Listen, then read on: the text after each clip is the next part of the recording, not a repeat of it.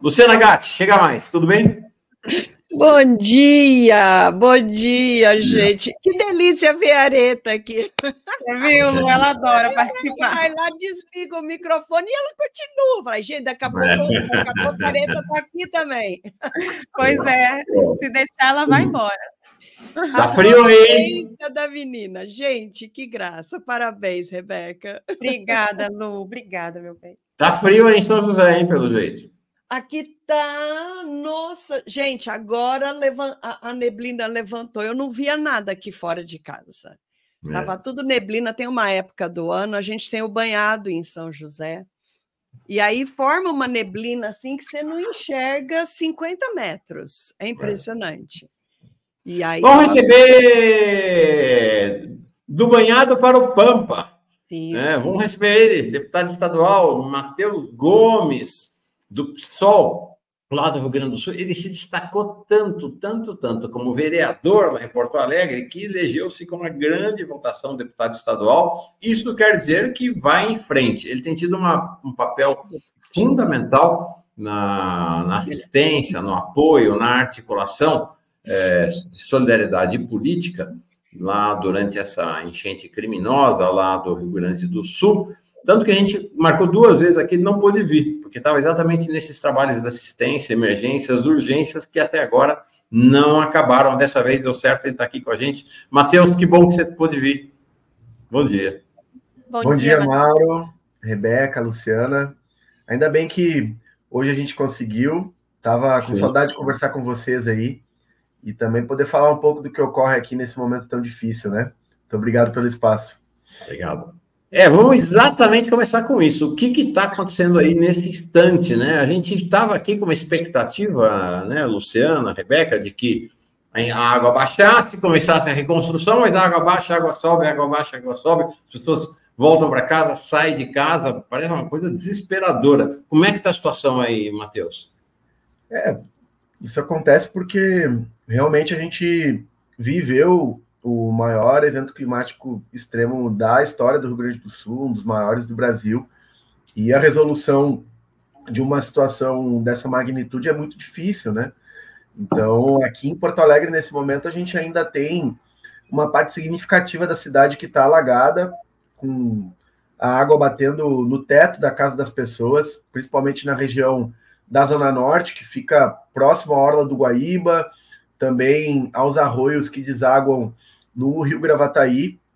Isso atinge, por exemplo, só no bairro Sarandi, que tem cerca de 50 mil domicílios, né? A maior parte deles, né? Ainda estão alagados com as pessoas fora de casa. No centro de Porto Alegre tem regiões que estão alagadas e no extremo sul também acontece, né? Porque a orla do Guaíba, ela pega mais de 70 quilômetros da cidade de Porto Alegre.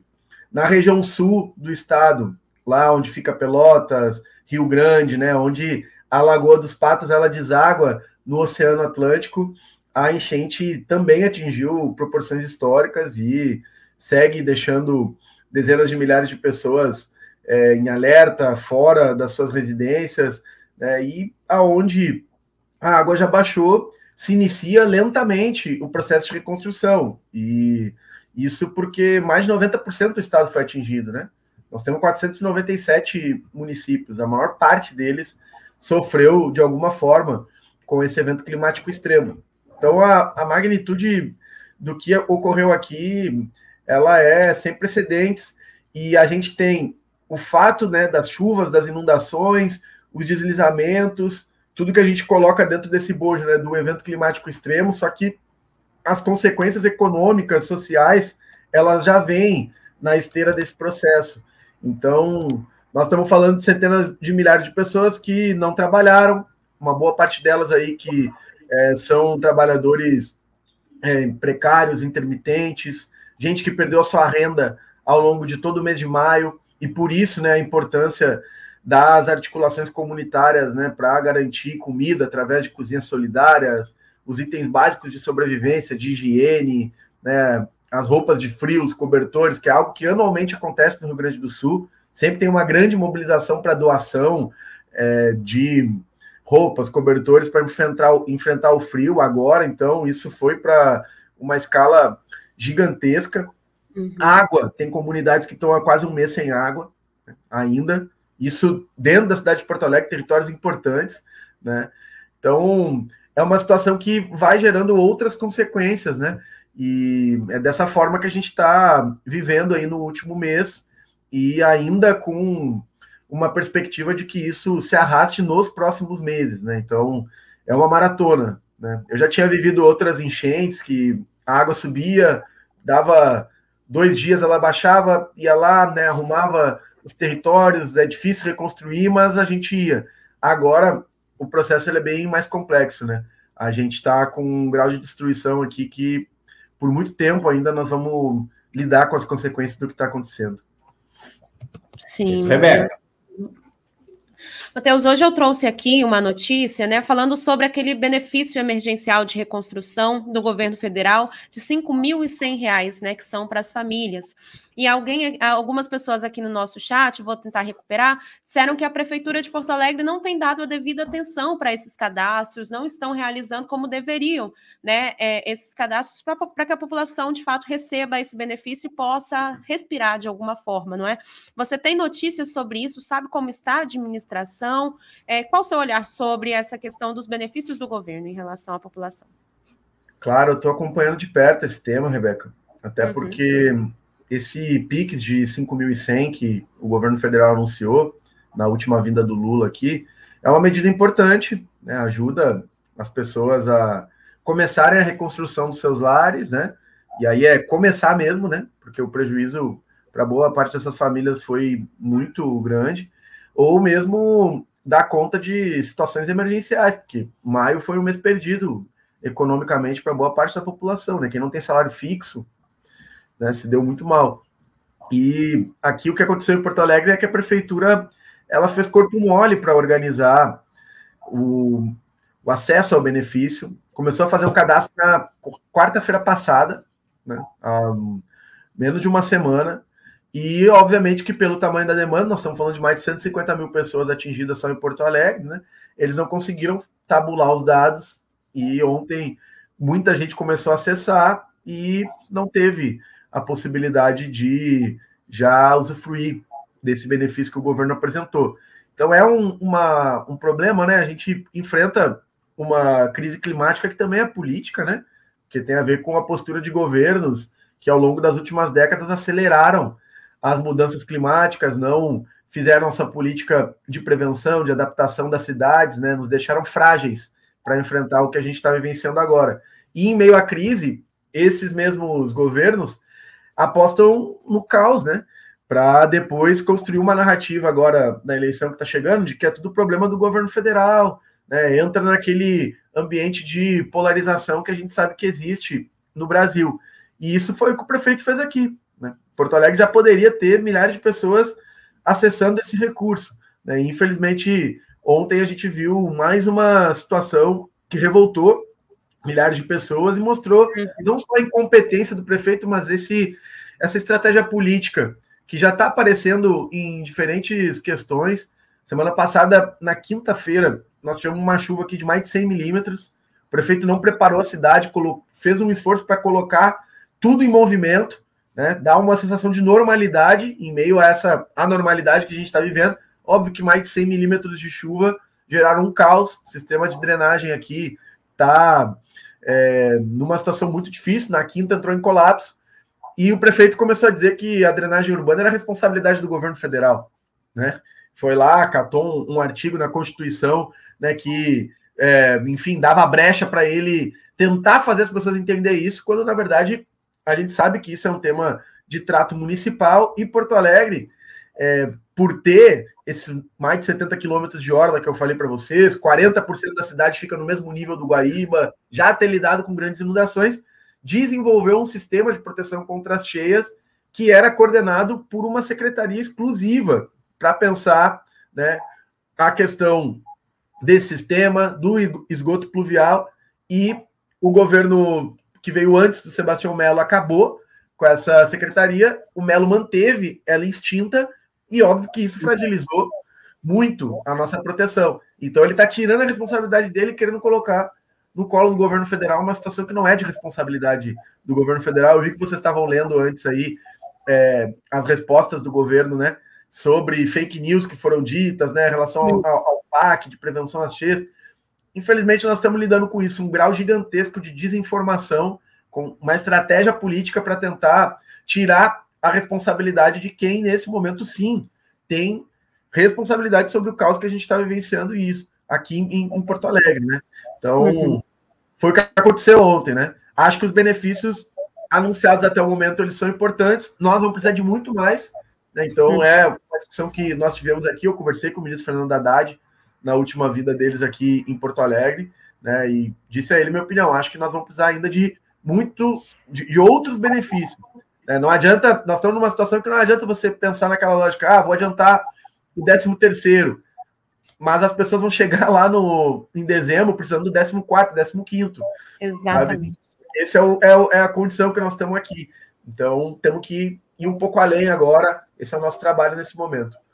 Sabe, Luciana, a gente vai liberar o Matheus um pouco mais cedo, porque ele está com a agenda da crise e da emergência sempre aguda, mas eu não queria ter uma pergunta especial para o Matheus, mas eu não queria deixar de colocar vocês dois em diálogo.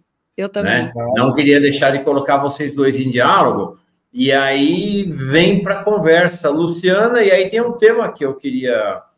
o tema, você entra na conversa como você achar melhor, mas gostaria que, se puder, vocês dois abordarem o tema, que é assim... Hoje já está claro, até pelas participações da Luciana, outros ambientalistas aqui, que o que aconteceu em setembro, no Rio Grande do Sul, aconteceu agora, acontecerá provavelmente ano que vem, no outro, enfim. Esse é, como diz a Marina Silva, é o novo normal, né? É o novo normal. Então, a gente tem projeção desta situação se repetir, Luciana, é isso mesmo? E não só se repetir no Rio Grande do Sul, como se espraiar para outros locais do país, né? Olha, Mauro, obrigada pela oportunidade. Matheus, um prazer enorme te conhecer. O que preocupa muito, eu não gosto dessa história de novo normal, porque parece que a gente chegou na situação que vai continuar. E o que me deixa desesperada é que vai ser cada vez pior. Esse é o lado ruim. As mudanças climáticas já chegaram, isso já é o novo normal. Não, gente. Se a altura do rio, né, foi, sei lá, quanto que subiu? 4 metros e o quê? Passou dos 5 metros aqui o erro. Então, 5 e quanto, você sabe? É que agora a gente está diante de uma polêmica sobre qual foi o nível. O IPH está trabalhando com... Olha, vamos supor que seja 5,3. Então, vamos fazer uma proteção para 5,5. Não, cara.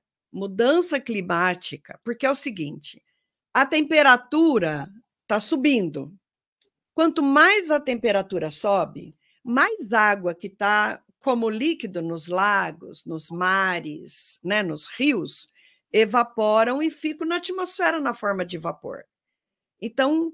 E a temperatura está se elevando exponencialmente. Então, a quantidade de água no céu, né, na atmosfera, está se elevando exponencialmente. Então, a chuva vai ser maior exponencialmente. Não é que vai repetir o ano que vem, né? Vai ser pior. Então, esse é o lado que eu não gosto do novo normal. Então, fazer uma proteção para 5,5, vai nos proteger, porque esse é o novo normal, mas vai subir 6, vai subir 7, vai subir 8.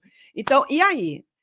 Essa lógica de continuar no mesmo padrão econômico, de destruir o meio ambiente, e vamos fazer obras, vamos corrigir com obras e proteger as pessoas com obras. Não dá, a conta não fecha. Ou a gente ataca o problema da origem, além das obras, lógico, né? A gente precisa de, sei lá, um muro para 6, 7 metros de altura de inundação.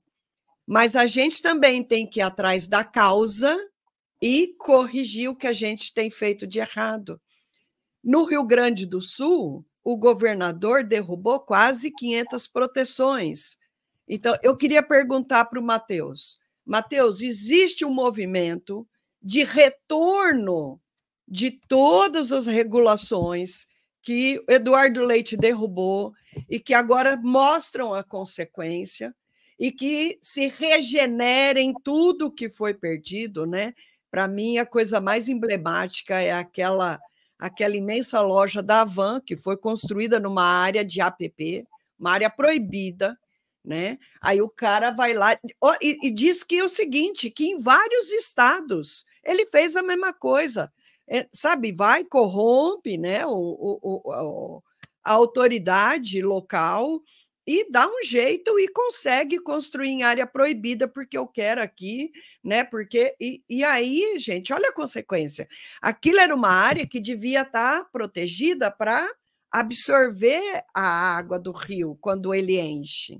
Aí você vai, acimenta tudo, faz um monte de obra, né? Esse é um exemplo para mostrar porque que a situação piora. O outro vai lá, não, nós precisamos de um monte de represa, porque esse é um estado da agricultura e precisa de água para, né, para regar essa produção. E vamos lá, represando. Então, assim, a minha pergunta para o Matheus, como que está o ambiente? Porque, assim, esses caras continuando, governador, prefeito de Porto Alegre, governo pode inundar de dinheiro, não vai resolver, porque esses caras são negacionistas, esses caras são a base do problema. E esse prefeito de Porto Alegre, então, a gente viu há pouco tempo atrás ele derrubando, né, um dos diques lá para a água escoar, quer dizer, o cara não consulta a ciência, o cara sai gastando dinheiro em obra inútil, né? Que não protege, gasta o dinheiro. Então, como que está o processo de tirar essas pessoas do poder por... isso chega a ser um crime administrativo, né? Um crime de responsabilidade. Eu acho que essa é a oportunidade.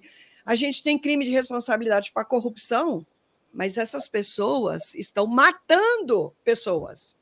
A irresponsabilidade de prefeitos e governadores e presidentes, no caso do Bolsonaro, causou a morte de pessoas. A gente tem que estar discutindo seriamente a criminalização de autoridades do executivo que se negam a tomar as medidas, fazer adaptação climática para proteger a vida das pessoas. Então, assim, como que isso está na ordem do dia? Né? Essa é a minha pergunta para o Matheus.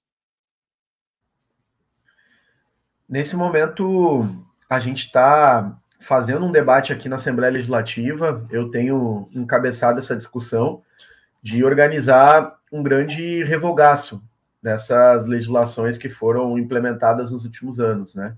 Legal. E vamos ampliar essa conversa agora com a comunidade científica, os ambientalistas, as pessoas que estão sentindo o impacto direto dessas mudanças, né? O tema das matas ciliares, por exemplo, foi retirada várias proteções às matas ciliares, né? E ideias absurdas. Vocês mostraram ali agora a imagem da Havan em Lajeado, né?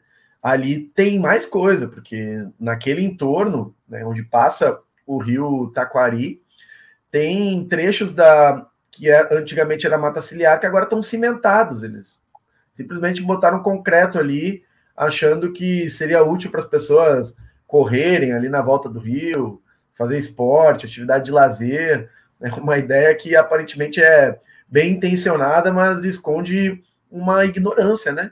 Você não pode fazer isso na beira de um rio tão importante, né? Que, enfim, já teve enchentes, né? Ao longo da sua história e deveria estar mais protegido ali, né? E então nós precisamos realmente revogar essas legislações. É óbvio que o ambiente político, né, olhando para o legislativo, a gente fala muito da bancada negacionista climática no Congresso Federal. O que está acontecendo no Rio Grande do Sul agora escancara a existência de uma bancada negacionista na Assembleia Legislativa, né, que ao longo dos últimos anos fez passar a boiada, né, para usar a expressão do Salles, né. Foi isso que o Eduardo Leite fez aqui, né. Ele tinha diferenças grandes com o Bolsonaro quando o assunto era olhar para a pandemia, né, a política que eles aplicaram lá realmente foi diferente. Mas, do ponto de vista econômico, do desrespeito às legislações ambientais, ele fazia exatamente a mesma coisa, né? Então, a gente teve muitas medidas que foram votadas nos últimos anos que são extremamente negativas. Nós, nesse momento, estamos mapeando elas. Eu já tenho aqui um esboço de projeto pronto, que eu quero construir com o maior número de deputados possível, para que a gente trabalhe essa ideia com a sociedade. Eu acho que há um espaço hoje entre as pessoas maior. Tem várias pesquisas que já estão dizendo isso, né? 70% dos entrevistados aí, de acordo com a última pesquisa Atlas, que foi divulgada, estão a favor de endurecer a legislação ambiental. Bom, agora nós vamos ter que discutir quais são os termos, né, para que isso aconteça e conseguir mudar essa realidade aqui e a nível nacional também, né? Matheus, realisticamente, você agora é deputado estadual, mas conhece tudo aí da Câmara de Vereadores e Vereadoras de Porto Alegre. Alguma chance desse pedido de impeachment prosperar para o Melo ou não? Infelizmente, eu não vejo chance do pedido de impeachment prosperar agora em Porto Alegre, porque há uma maioria bem consolidada ainda do prefeito Sebastião Melo. O que eu acho é que a população, ao se deparar com o resultado da votação na Câmara de Vereadores, vai começar a entender que há esse movimento de blindagem, né, de proteção, né? E isso certamente vai ser um elemento político novo na nossa conjuntura aqui, né? Mas eu não vejo hoje possibilidade do pedido prosperar, porque quem ditou o ritmo nos últimos anos na Câmara de Vereadores de Porto Alegre foi a extrema-direita, o bolsonarismo, né? Eles já fizeram um ambiente parlamentar muito apartado da realidade de Porto Alegre, sabe? O grande debate da Câmara nos últimos anos aí era sempre em torno de moções de apoio para uma coisa, de polêmicas que, enfim, não tinham relação direta com as urgências da população, porque o bolsonarismo fez isso, criou um ambiente paralelo lá dentro com a anuência do prefeito Sebastião Melo, e agora vai fazer de tudo para proteger ele. Então, eu acho que vai ser mais um elemento pedagógico aí para as pessoas entenderem. Mas vai construindo a luta política. Parlamento e executivo. Agora, Matheus, sobre o futuro, o passado, presente e futuro, né? A gente mostrou aqui, e é muito impactante, né? Depois das mídias progressistas terem mostrado isso, acho que uns 15 dias depois, algumas mídias conservadoras mostraram esse projeto que teria submergido o Porto Alegre por completo, não teria sobrado pedra sobre pedra se o projeto do Melo com o Eduardo Leite tivesse dado certo, gente, projeto do ano passado, né? Que era destruir o Muro da Mauá. Vamos lembrar dessa propaganda aqui? Imagens. Um antigo porto de Porto Alegre revitalizado, com as pessoas circulando livremente, sem ter aquele muro que dividia o antigo porto da cidade, e por lá, nesses antigos armazéns, restaurantes, espaços de cultura, de lazer, coworkings, espaços de inovação, tudo com as pessoas circulando livremente, sem precisar pagar nada para entrar lá. Isso está perto de se tornar uma realidade, porque a gente acaba de publicar. Então, não, você não precisa pagar nada para entrar lá, né? Privatização completa. Vocês imaginam se eles tivessem conseguido começar esse projeto? O que tinha acontecido em Porto Alegre, né, Luciana, Matheus? Né, Rebeca? Não tinha sobrado nada. Mas esse é o espírito, né? Que é o espírito da privatização radical e completa. E aí, queria o teu comentário, nós demos hoje aqui mais cedo, o Sebastião Melo já contratou, e até onde eu sei, aparentemente o governo estadual também, a Álvares e Marçal. A gente ouve Álvares e Marçal e lembra, né? Essa é exatamente a empresa que contratou o Moro depois que ele saiu do Ministério da Justiça e foi morar nos Estados Unidos, para fazer o projeto de reconstrução de Porto Alegre. Essa Álvares e Marçal, essa foto que vocês estão vendo aí não é Porto Alegre, não, né? É New Orleans, Nova Orleans, lá nos Estados Unidos, depois do furacão Katrina. Eles fizeram a reconstrução de New Orleans, e foi um projeto de reconstrução de privatização radical. Privatização do ensino, privatização da saúde, privatização de tudo. New Orleans até hoje não se recuperou da tal reconstrução, e eles estão lá. Eu vi lá, quem é que está à frente da missão? Não, é secreto, ninguém sabe o nome, né? Eles não divulgam os nomes das pessoas. Então, isso para dizer, e aí queria saber contigo, essa luta política, porque não tem essa coisa de Porto Alegre, Paz e Amor, Rio Grande do Sul, Gaúcho, somos todos um só. Não tem nada de todos um só, né? A luta política acontece o tempo todo, né? Tem um projeto de reconstrução deles, de reconstrução, entregando tudo para a privatização radical. Que outro projeto tem? Como é que vai ser essa luta política? Como é que se prevê? Aí a gente já junta uma coisa com a outra, né? A propaganda do Eduardo Leite e do Sebastião Mello, que privatizaram o cais, é bom que a gente diga isso, eles entregaram para a iniciativa privada toda aquela área em fevereiro de 2024, né? Fizeram uma privatização que só teve um interessado, né? Um leilão, e obviamente que esse projeto agora está comprometido, né? Na época, eu alertei que os recados que os eventos climáticos extremos do ano passado deram sobre aquela região não foram escutados, né?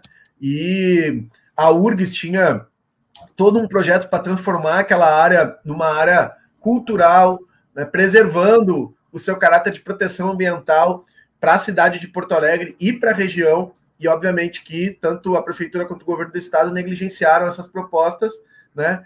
E isso é a maneira que eles operam, né? Então entregaram agora esse princípio de reconstrução para Álvares e Marçal, desprezando a comunidade científica local, né? Todo o acúmulo acadêmico, né? Quem está conseguindo dar as melhores explicações sobre o que acontece nesse momento no Rio Grande do Sul é o Instituto de Pesquisas Hidráulicas da Universidade Federal do Rio Grande do Sul, é a turma da Oceanografia lá da Universidade Federal de Rio Grande, né? Pelotas, a gente lembra do papel que já cumpriu a universidade durante a pandemia, fazendo o maior estudo do Brasil, né, sobre a evolução do Covid-19.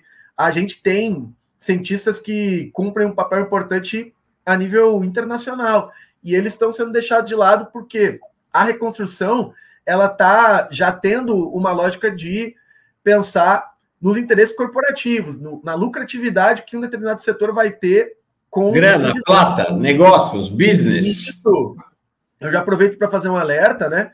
Na própria discussão que nós vamos ter amanhã, tem sessão da Assembleia Legislativa, o Eduardo Leite mandou uma proposta de estruturação da Secretaria de Reconstrução dele. Quem é que ele colocou para cumprir essa tarefa? O Pedro Capelupi, que tinha sido no governo Bolsonaro um assessor do Paulo Guedes na área de desestatização, certo?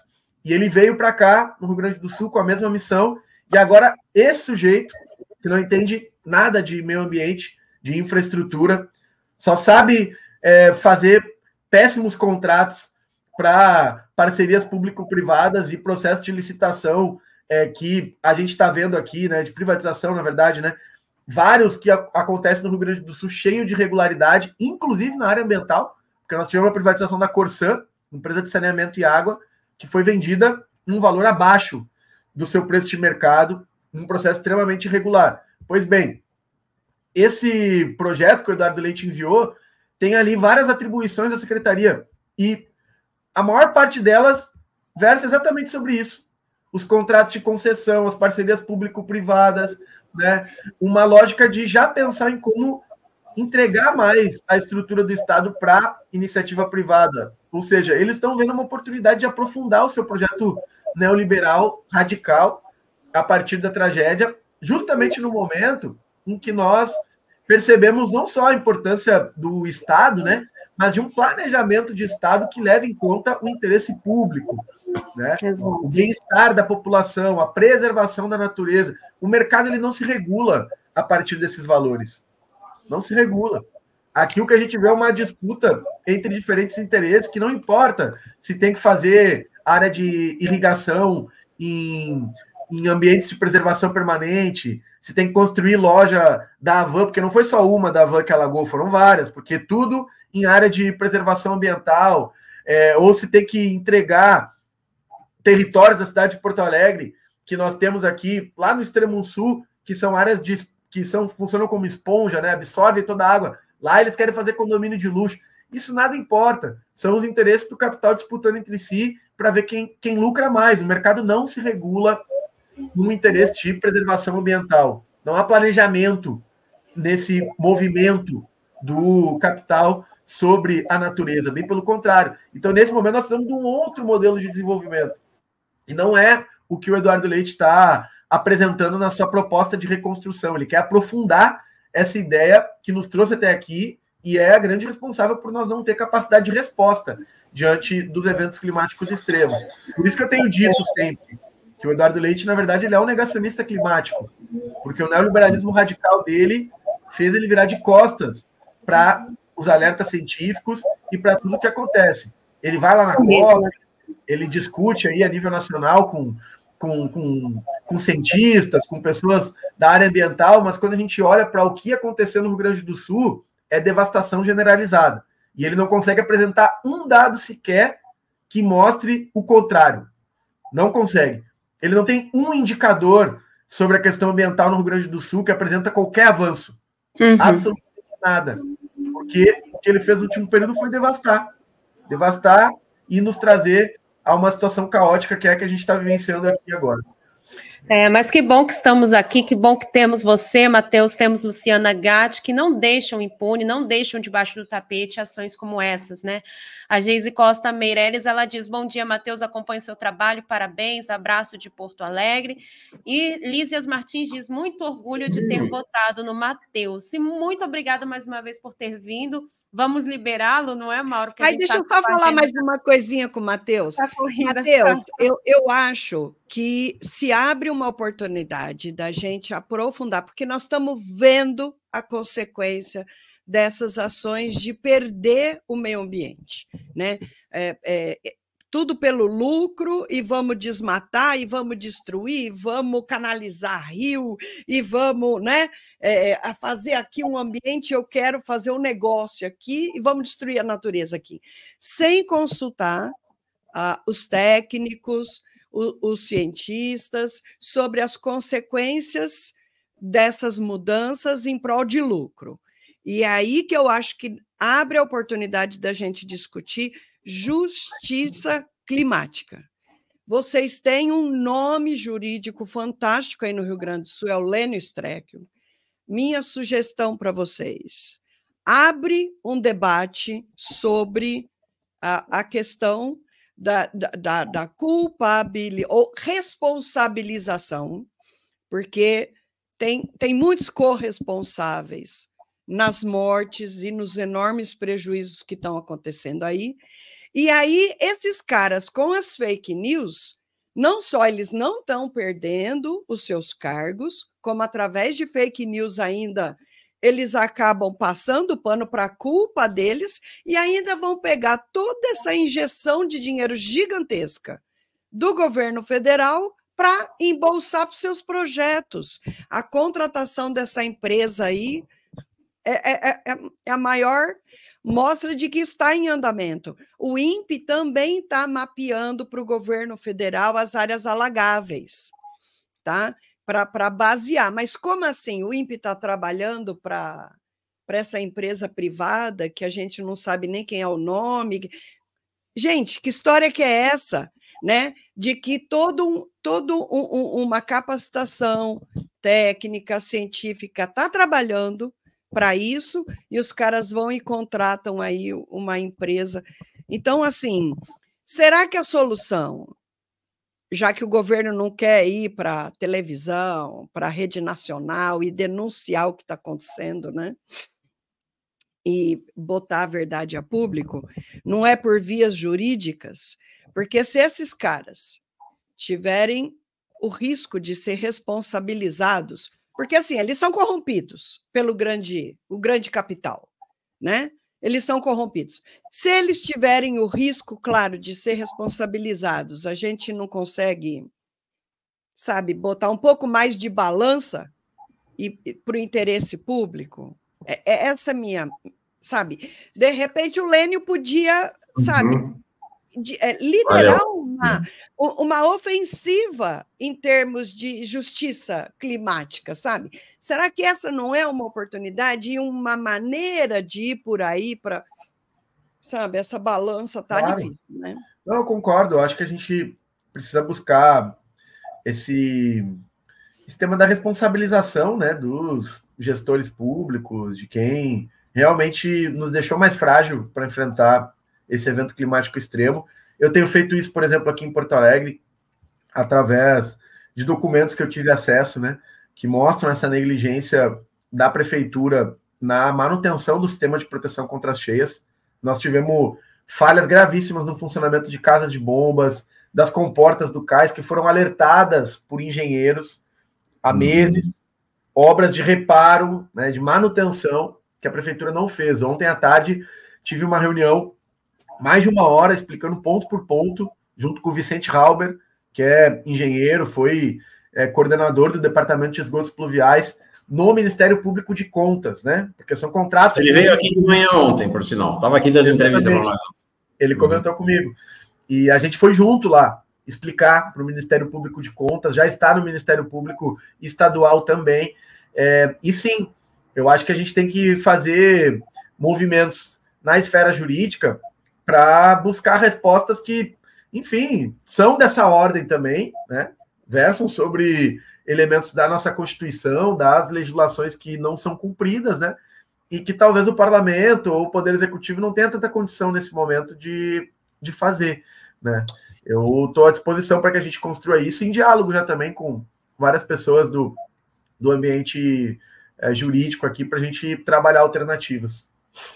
Olha, grande Matheus, Luciana, deixa eu dispensar o Matheus, que ele está com a agenda lá em Porto Alegre, e a gente continua com o Luciana mais um pouco. Mas eu agradeço as questões da Luciana. A Abrampa.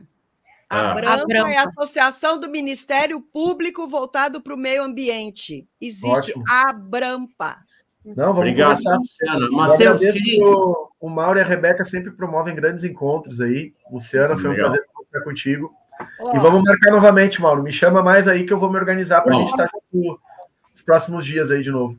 Para nós, fundamental, fundamental. Obrigado, Matheus. Boa caminhada aí, boa jornada hoje. Muito obrigado. Um abraço, querido. Até mais. Até mais.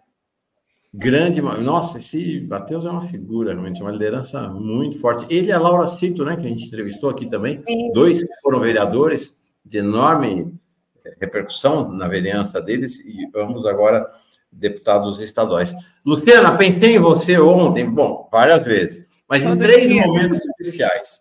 O primeiro momento foi quando eu li a entrevista da presidenta da Petrobras. Eu digo a você, custo a acreditar nesta entrevista, né? Primeiro, porque eu imaginei que ela ia falar da Petrobras como uma empresa pública, né? Uma empresa voltada aos interesses do país. Não, ela tratou a Petrobras como uma empresa privada. Olha o que ela falou.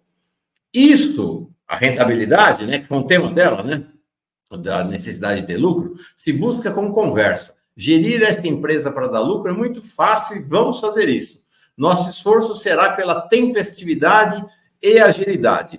Vamos respeitar a lógica empresarial, dando lucro, sendo tempestiva e atendendo tanto os interesses dos acionistas públicos e privados, ela não fala dos interesses do país, nós vamos fazer, a palavra-chave é conversa, e colocar a empresa à disposição dos acionistas dentro da lógica empresarial. Então já veio essa. E aí, na sequência, o que eu esperava?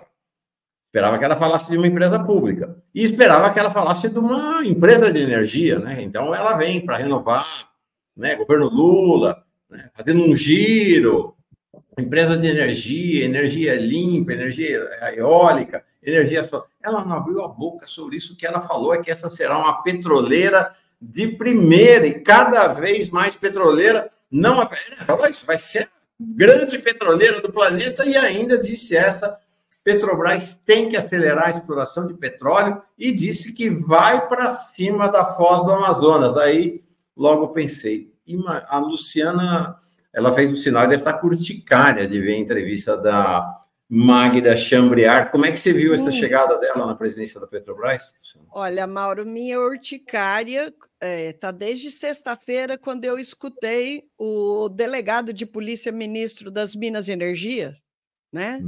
Um incrível negacionista, fazendo um estrago gigantesco no Brasil, porque assim, não dá, né? A gente escutou o presidente Lula durante a campanha eleitoral falando muito em mudança climática, falando muito. E aí a gente vê 2 ministérios importantíssimos, né, atuando de maneira completamente negacionista, né? A gente lembra da discussão da Marina com o Lula, quando ela foi convidada para o Ministério do Meio Ambiente, em que ela disse que topou se tivesse autoridade climática para todos os ministérios terem uma ação, porque, gente, existe ação negacionista no Ministério das Minas e Energia, no da Agricultura, no da Economia, no Ministério da Economia, e por assim diante,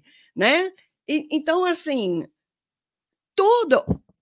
na verdade, todos os ministérios, né? O dos direitos humanos, os das mulheres, o da educação, todos têm que estar voltados. Se você pega, existe lá o comitê, né, de mudança climática, que está quase todos os ministérios lá dentro, porque realmente pega tudo. Nós estamos falando de uma mudança completa na forma como a gente vive no planeta, né? Então, assim, pega tudo. Não dá para você dizer que você está fazendo o seu trabalho tendo ministérios trabalhando contra.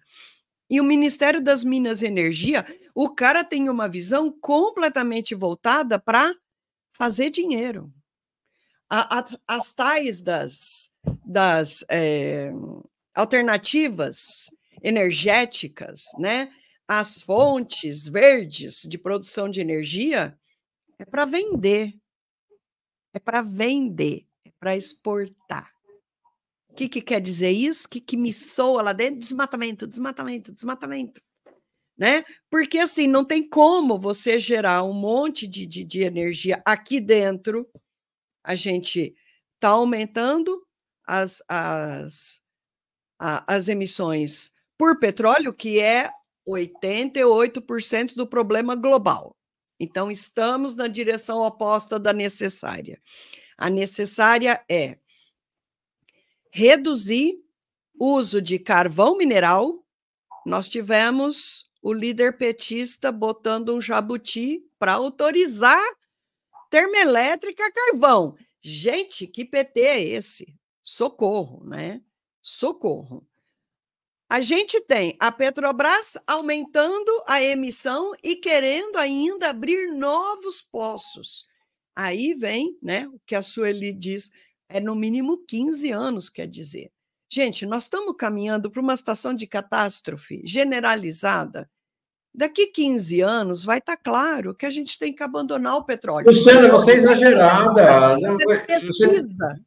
Você e a sua turma, viu, Luciana? Você e a sua turma são exagerados. Não vai acontecer isso tudo, não. Tem tempo de mudar. Vocês não ouviram isso 10 anos atrás, quando vocês falavam que ia acontecer isso agora? Não, é o Eduardo Leite, não é o Eduardo Leite? Isso daí não é o papo do Eduardo Leite, que mudou tudo lá, foi lá para o capital. Olha que bacana, o povo podendo andar, né? Isso é negacionismo, gente. Exato. Sabe, a gente está falando há décadas, e o que a gente fala há décadas está aqui, chegou. Agora, pelo amor de Deus, escuta a gente. A questão é física pura e fácil de entender. Vai cada vez ter mais vapor de água na atmosfera. A superfície vai estar cada vez mais quente. Os eventos serão cada vez piores. Hello? Não tem como administrar isso senão mudando o jeito que a gente produz energia, produz alimento, sabe? Do jeito que a gente consome. Não dá. Não, é muito difícil. Sabe? É difícil. Estamos fazendo alguma coisa. Isso vai dando desespero. Me desculpa, às vezes, o tom, sabe? Às vezes eu fico surtada. Porque sempre... Gente, sabe qual é a principal pergunta que eu tenho na minha cabeça há anos? Quantas pessoas vão ter que morrer para esses caras que têm o poder na mão? O poder de decidir, que tem por trás o poder do dinheiro, né? Vão se convencer. Quantas pessoas têm que morrer ainda para esses caras se convencer de que a gente tem que mudar?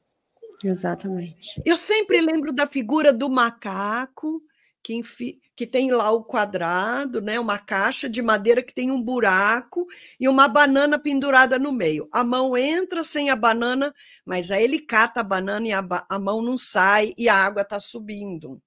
Só tem um jeito dele se salvar, largando a banana. Mas ele não larga a banana. É essa elite brasileira, né? É a figura desse macaco. Outra figura que me vem muito na cabeça é a nuvem de gafanhoto, que consome a plantação inteira até ela acabar.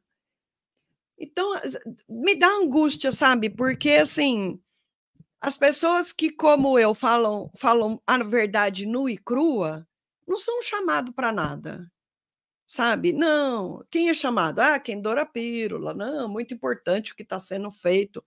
Gente, sabe, a função da ciência é falar o que a gente está vendo que está acontecendo, né?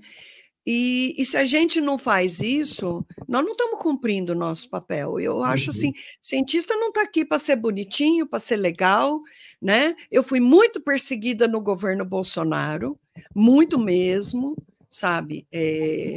O meu diretor que o diga, né? Acho que eu já contei aqui, meu diretor recebia ligações do pessoal berrando com ele. Vocês imaginam, pessoal do MCTI, ligar para um diretor do INPE e gritar, berrar, faz aquela mulher calar a boca, sabe? Nós vamos te exonerar, nós não vamos dar dinheiro para o INPE vai ter que fechar as portas porque não vai ter dinheiro para pagar a conta de luz, sabe? E eu falei para o meu diretor, porque ele, Luciana, olha, a situação está essa, vamos decidir junto, né?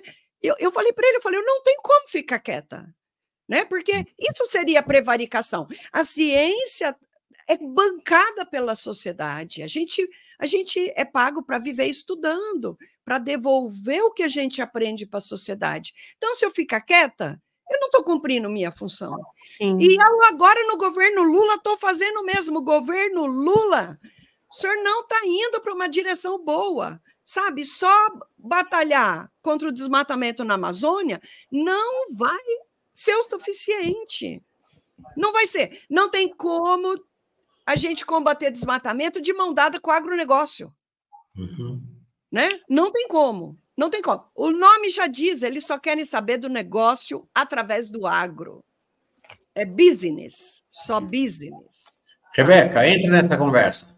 Não, é isso, é muito difícil, né? E toda vez que a Luciana vem, ela traz essa mesma força, né? Esse mesmo tom de voz, porque o cenário não muda, né, Lu? Muito pelo contrário, de quando eu entrei aqui na Fórum, que nós nos conhecemos e você já alertava, o cenário só piorou. E eu acredito que o nosso medo é que a gente não veja realmente um outro cenário, que esse novo normal seja o cenário que a gente tenha que se acostumar, né? Você falou que não gosta desse novo normal, mas o que a gente vai fazer, não é?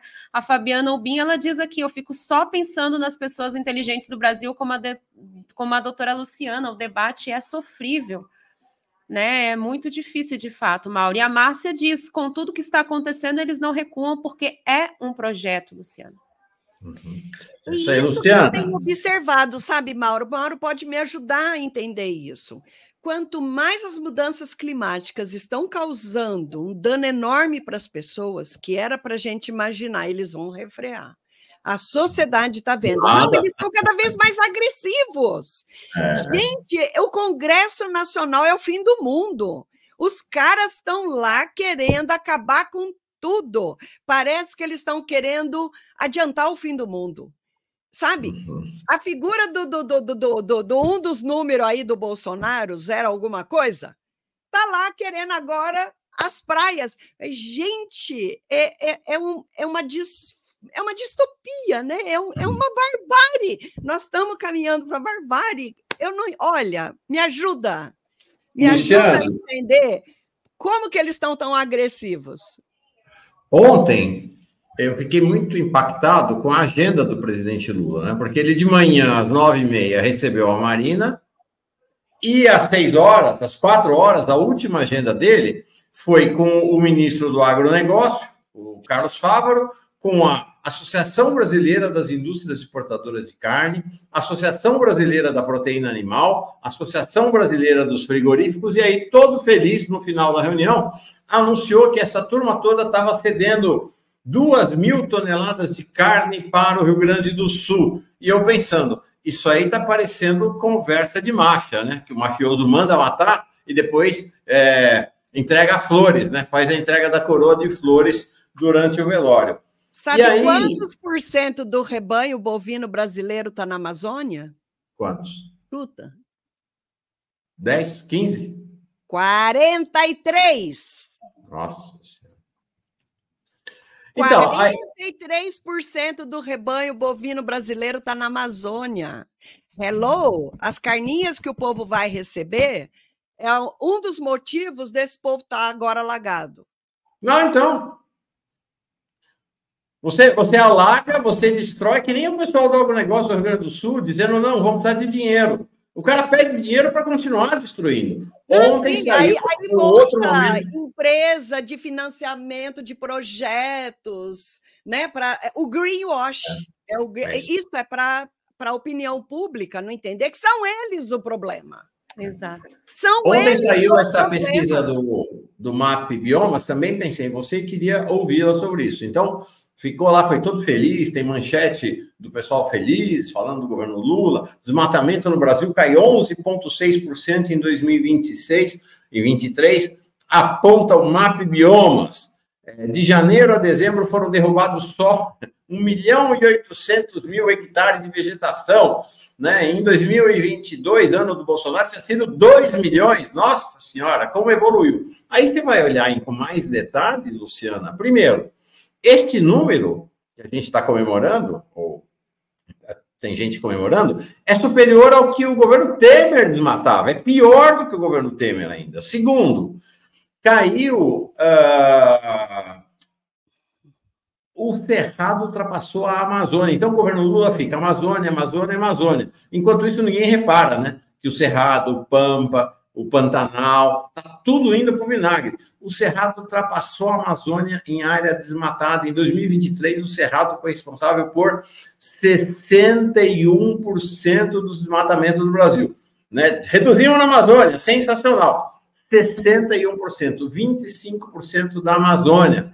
E olha que interessante, segundo o dado do MAP Biomas, você falou de 88% do desmatamento sendo responsabilidade do agro em nível mundial. Aqui no Brasil é 97%. O desmatamento do Brasil acontece praticamente só por conta da agropecuária, do agronegócio. E aí, quando você vai olhar mais em detalhe, porque fica essa coisa, né? Xinga os bolsonaristas, porque os bolsonaristas, porque é extrema-direita, porque eles são bandidos. São, de fato. Agora, quando você vai olhar o detalhe, então, a grande devastação foi o Cerrado. E por que foi essa devastação?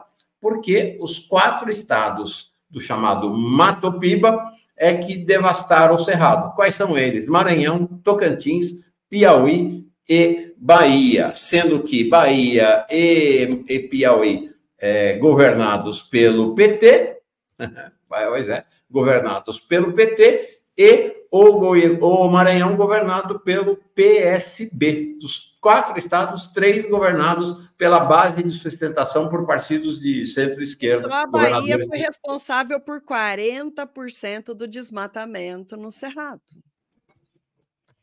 Então, assim, negacionismo de esquerda, gente. É isso. Olha, negacionismo na extrema-direita, é a natureza deles, né? A Terra é plana, é a distopia completa, né? A extrema-direita é inventar um mundo que não existe e sair fazendo lavagem cerebral através de... Gente, isso está no mundo inteiro, isso é um projeto internacional. E sempre me vem na cabeça aquele livrinho, O Admirável Mundo Novo. Parece que eu estou vendo a gente virar aquilo. Parece que esses caras todos foram visionários do futuro, né? Uhum. E me dá desespero pensar nos Mad Max, sabe? Porque, veja, esses caras saem desmatando. Gente, quanto tempo vocês acham que esse agro vai colapsar? Porque eles estão colapsando o clima. A agricultura precisa de clima, precisa de chuva, precisa da temperatura normal, porque a planta está adaptada àquilo. Eles estão desequilibrando completamente tudo. Imagina o Brasil com uma quebra generalizada do agro. Nós vamos enfrentar fome generalizada, sabe? É caos. É caos. Parece que é um plano para a gente acelerar o caos. Olha, a direita só olha o lucro, né? A direita defende o empresariado, os donos do dinheiro. Agora, esquerda, negacionista, eu não estou preparada para isso, gente. Eu não estou. Não cabe negacionismo de esquerda. A gente começa a dizer, isso não é esquerda, não é possível, né? Esquerda desenvolvimentista, a esquerda que quando pega o poder acha que o lucro que o petróleo dá é bom, né? Porque aí nós vamos salvar a turma pobre do Brasil. Não, nós vamos acelerar a morte da turma pobre. É isso, né? É isso. Ou então, vamos aqui negociar. O governo não tem para onde escapar, o Congresso é um bando de gente que só vota se ganha, né? E aí, qual é a chance do governo? Então, vamos negociar? Então, tá. Então, a gente pega o dinheiro do petróleo e vamos aposentar o Brasil agro. Porque aí, pelo menos, a gente refloresta e se protege das mudanças climáticas que vão vir com cada vez mais força. Sabe, a gente tem que sentar e discutir que projeto é esse. Não, né? Mas aumenta a produção de petróleo e aumenta o crédito e aumenta a aliança com o setor agro, né? Olha, Mauro, vamos fazer. A Rebeca teve que sair, que ela tinha uma hora lá no postinho, no posto de saúde, para levar a Areta, então ela saiu, mas Rebeca, deixou um beijão para você. Areta! Mauro, eu queria você. Eu botei uma apresentaçãozinha, você chegou a baixar? Você pode mostrar? Claro que baixei. A gente talvez não tenha tempo, nós vamos ter que encerrar em 15 minutos. Você acha que em 15 minutos dá tempo ou prefere escolher umas telas? Vai direto para slide 2, slide 3, depois slide 4. Vamos lá. Vamos para o slide 2. Slide 6, tá? Do 2 ao 6. Tá bom, vamos embora. Então, slide 2, é esse? Exato. Olha, vejam o quadro do número de mortes por chuvas nos últimos 10 anos, como ele coincide com o desmatamento por ano do... Gente, olha só, acelerou, né? Vejam que praticamente dobrou. 2019 entra Bolsonaro, entra Ricardo Salles e passar a boiada. Veja, a boiada não começou em 2020, quando todo mundo estava chorando os mortos, e o Ricardo Salles, o grande gênio do mal, junto com o Bolsonaro, né, resolveram tirar as proteções ambientais. Não, veja, quem está por trás do governo Bolsonaro é o agro. Foi o agro que botou o Bolsonaro lá. Vejam, tanto que desmatamento foi para a Casa do Chapéu e junto o número de mortes, porque, gente, vejam, bom, primeiro deixa eu só dizer uma coisa, isso daqui é ano civil é de janeiro a dezembro. O PRODES, que é o cálculo do desmatamento, normalmente ele começa no agosto de um ano e vai até julho do ano seguinte, porque nuvem atrapalha a medida, então esse é um jeito assim, de céu claro a céu claro, e a gente vê tudo que foi realmente desmatado em um ano, no melhor dos cenários. Mas o DETER, ele vê todo mês, todo dia, na verdade, né? Então, aqui tá, no DETER você consegue ter o ano referência, que é de agosto a julho, ou o ano civil. E aqui é o ano civil. E aqui a gente vê muito claro. Só que assim, então a gente reduz o desmatamento e vai desacelerar o número de mortes? Não, moçada, isso daqui é uma engrenagem que está andando. Por acaso a gente reduziu, a gente reflorestou? A gente restaurou floresta perdida? Não. Continua o desmatamento, ele só está menor. Então, assim, a gente está piorando a situação. Em menos aceleração, mas a gente está. Vai para o próximo, Mauro. Vou. Segundo, olha só, onde que está o maior número de mortes? Rio de Janeiro. Primeiro lugar, Rio de Janeiro. Segundo lugar, São Paulo. Então, assim, eu achei interessante trazer isso, porque durante uma entrevista, né, me fizeram a pergunta, não, mas aqui em São Paulo a gente está bem. Mas, gente, olha, vamos usar a lógica, né, a lógica de que quanto mais a natureza está alterada, mais aquele estado está suscetível a eventos extremos. Mais mudança climática naquele estado, porque você tira uma floresta e põe outra coisa no lugar, a temperatura sobe. Então, vai atrair mais evento extremo. E a gente realmente vê, né? Rio de Janeiro, estado de São Paulo liderando, depois vem Minas Gerais, né? E assim por diante, é quem mais, né? Quem mais vai alterando o meio ambiente, vai causando mais isso. Vai para o próximo, Mauro. Vamos. Aqui está a série temporal de desmatamento, né? Por taxa de desmatamento na Amazônia Legal. Então, a gente vê o seguinte, olha o 2023 e compara com 2018. Está melhor que o Bolsonaro? Está melhor que o Bolsonaro, né? Está menos pior que Bolsonaro, mas ainda está pior até que o Temer. É o que eu falei, pior que o Temer, meu, inacreditável.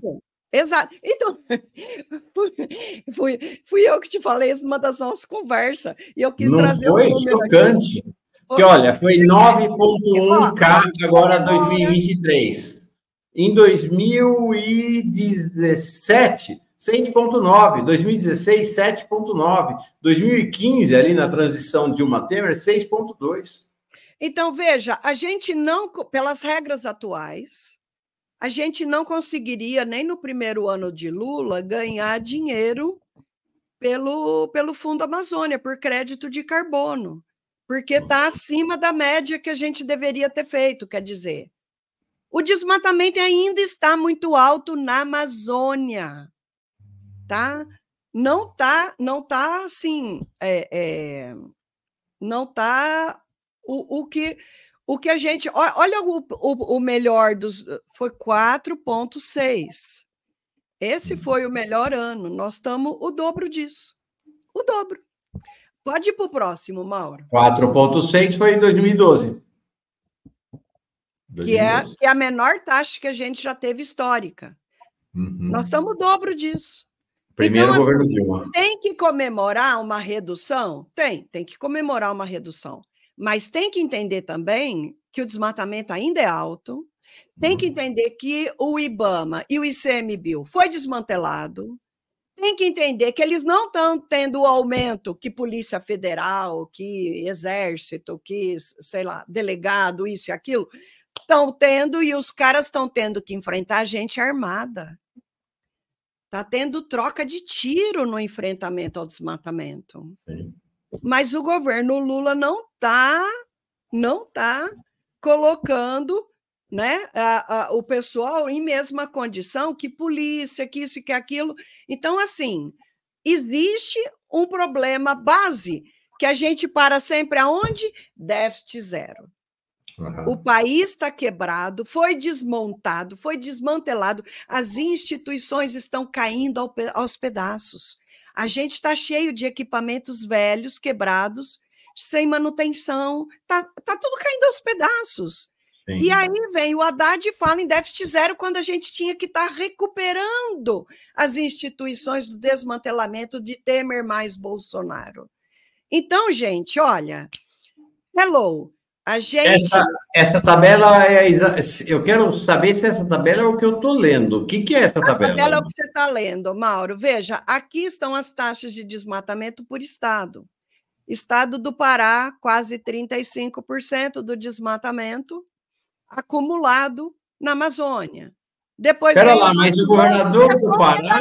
Gente, o governador do Pará não é o grande aliado do presidente Lula na Amazônia? Não é lá que vai ter a COP ano que vem? Mauro, mas veja bem, isso é um desmatamento acumulado. Sim. Tá? Okay. Se você quiser saber o desmatamento por ano, eu puxo rapidinho aqui, a gente olha.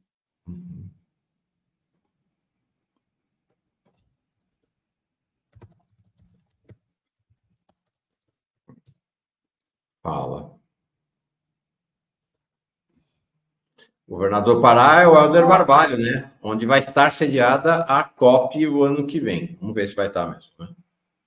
Eu vou fazer o seguinte, eu vou botar a figurinha... Agora, só uma observação, né? Ele não é governador do Pará desde 1º de janeiro de 2023, como o Lula. Ele é governador do Pará desde 1º de janeiro de 2019. O Helder Barbalho está lá, ó, 2019, 2020, 2021, 2022, 2023, está indo para o 6º ano do mandato. Então, não é que ele começou, não, é o Bolsonaro, não, é o governador anterior. Não, ele está entrando no 6º ano de mandato lá, Luciano. É grave. É grave. Pronto, Mauro, tá aí. Você pode colocar a figurinha. Então, veja, existe uma redução de desmatamento importante no Pará. O governador realmente assumiu um papel nos últimos 3 anos ou 4. Já conseguiu colocar aí? Estou pegando aqui. Estou vendo aqui que o começo do mandato dele foi desastroso, né? Na verdade, nos últimos 3 anos, tá? Porque antes disso só estava subindo, só estava aumentando. Ele como governador... Porque, assim, existe a jurisdição federal e a estadual, e tem muita terra federal no Pará, e quem mandava era Bolsonaro / Ricardo Salles. Você sabe que o Ricardo Salles até botou, acho que foi em Santarém, lá no Pará ele montou um escritório, né? Uhum. Só os 2 primeiros anos do Salles aumentou a exportação de madeira bruta 700%. Só em 2 anos, 700% a exportação de madeira bruta. Ricardo Salles se meteu com... Então, olha só, esse rosinha... O Pará é o rosinha, tá, gente? É o que está lá em cima, né? Uhum. Veja, de 2018 até 2021 foi... Só subiu. Só subiu, rumo à lua, né? Mas aí, assim, a gente... Lembra, 2019 a gente teve o Dia do Fogo, foi lá no sul do Pará. Gente, o sul do Pará é um bang-bang, né? Ali tá a turma armada até os dentes, ali a coisa é feia. E aí nós temos esse pessoal do IBAMA que ganha mal, que está arriscando a vida e que não ganha para isso. Quer dizer, eles tinham que ser equiparados com Polícia Federal, né? E ganhar todas as proteções desse tipo, porque eles estão enfrentando o crime que se juntou com outras organizações criminosas, com garimpo, com, sabe, gente, veja, dá mais dinheiro desmatar do que outros tipos de crime, do que droga, do que não sei o quê. Então, assim, essa criminalidade virou uma coisa muito difícil de ser combatida. Então, assim, sem ter um investimento institucional nesse combate, né, sem esse pessoal melhor remunerado, equipe maior, melhor equipado, essa situação está muito difícil. Agora, nós temos 2 maneiras de combater isso. A gente tem que fazer as 2, né? Uma delas seria muito efetiva, que seria via comércio. Se esse agro não tivesse financiamento na Amazônia, a gente resolvia o problema. No mínimo, prova aí que nos últimos 10 anos na tua propriedade não teve desmatamento para você receber plano safra, receber crédito de não sei o que das quantas. Não teve isso. Não teve isso. Então, assim, esses caras desmatam porque eles vão lucrar. Se eles não lucrassem, não desmatavam. O que está acontecendo agora, Mauro? Já tem alguns anos. Os agricultores do Rio Grande do Sul, que numa época do ano tem seca e na outra estão alagados, estão se mudando para a Amazônia. Quem está lá dando dinheiro, financiando? Gente, tem as grandes empresas. A Cargill é uma delas. Eu não sei o nome de todas. A Cargill foi para lá pouco, sabe, no início dos anos 2000. Montou aquele porto enorme de exportação de soja, né?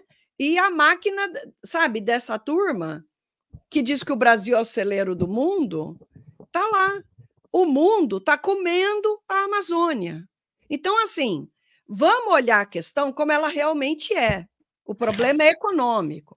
O problema é que, enquanto os caras ficam aí fazendo discurso pela Amazônia, porque, né, teve agora lá um debate no Congresso Nacional e blá, gente, proíbe comércio com produtos da Amazônia que estão provocando desmatamento, que resolve o problema. Resolve. Rapidinho. Mas aí o governo Lula, logo no início, foi para a China e o ministro do agrobusiness foi lá e se comprometeu a aumentar a exportação.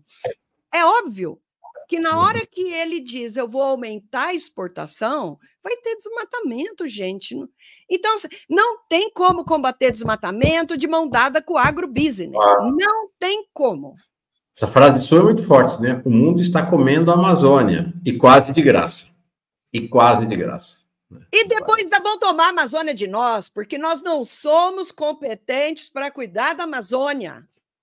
Hello? Luciano, a gente vai ter que... Lula, acorda. A gente vai ter que encerrar. Queria mostrar essas duas últimas telas tuas. Fala. Exato, olha, veja como o desmatamento está alto em tudo quanto é canto, gente. Olha lá o Pampa, ao longo do tempo, como foi desmatado. Deu uma redução? Deu uma redução. Mas a gente tem, por exemplo, lá 2021 foi para a Casa do Chapéu. Ainda não temos dados de 2023. Mas, assim, tem que entender que o Rio Grande do Sul já está 50% ocupado com o agrobusiness, né? Então, você perde a vegetação ajuda a água a penetrar no solo. Não tem mais aquela vegetação, a chuva vem e lava o solo e leva o barro junto e mata as pessoas. Gente, esse é um projeto que está causando a morte das pessoas e nós temos que mudar. O Brasil tem que deixar de focar sua economia no agro. Sabe, a gente tem que produzir só para alimentação no Brasil por agrofloresta. Esse tem que ser o futuro. Esse é o nosso cenário futuro. E aí, vamos fazer um plano de transição desse modelo econômico, porque a gente precisa das florestas perdidas. Não adianta reduzir desmatamento. Se o desmatamento no Brasil inteiro fosse zero hoje, não resolvia. E o desmatamento continua, gente. Só está um pouco menor, mas ele continua. Né? E isso aqui é só, sabe aquela coisa de ano referência, ano civil? Sim. Só para vocês verem como o cenário muda. Né?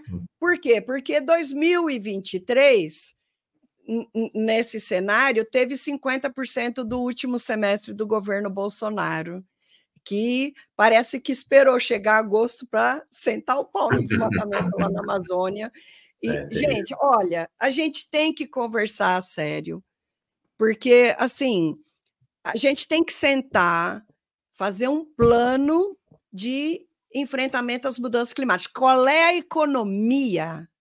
Qual é o modo, né, de produção que vai dar para sobreviver em mudança climática?